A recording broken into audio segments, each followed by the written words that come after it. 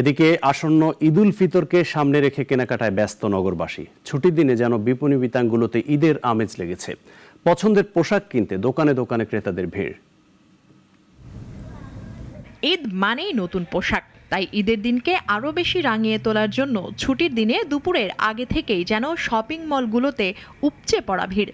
কম সময়ে কম ঝক্কিতে পছন্দের পোশাক পেতে যেন ব্র্যান্ড শপগুলোর বিকল্প নেই।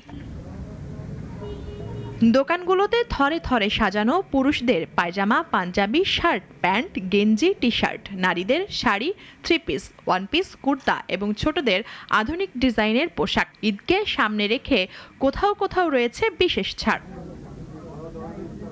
কাপড়ের রং, মান আর দাম যাচাই করে সেরা পোশাকটি ক্রেতারা বেছে নিচ্ছেন।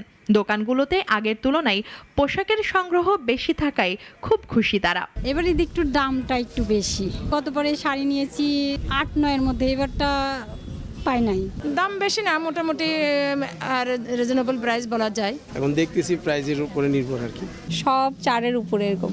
এদিকে এসব ব্র্যান্ড শপগুলোর দায়িত্বরতরা বলছেন সকল শ্রেণী পেশার মানুষের সাধ্যের মধ্যেই করা হয়েছে মূল্য নির্ধারণ। খারাপ না, মোটামুটি ভালো আছে, এভারেজ মোটামুটি আছে, কিন্তু আগে গতবার যেরকম ছিল এইবার এরকম হচ্ছে না, কিন্তু আছে মোটামুটি, খারাপ না। ওভারঅল এবার কাস্টমার ফিডব্যাক আমাদের খুবই ভালো। কাস্টমার অনেক স্বল্প দামে আমরা কাস্টমারকে ওরকম করতেছি, সেল করতেছি এবং আমাদের সেলটা আলহামদুলিল্লাহ ভালো, কাস্টমার ফিডব্যাকটা ভালো, কাস্টমার ভালো আসতেছে। ক্রেতাদের নিরাপত্তার জন্য রাজধানীর বিভিন্ন মার্কেটের সামনে রয়েছে প্রশাসনের কঠোর নজরদারি।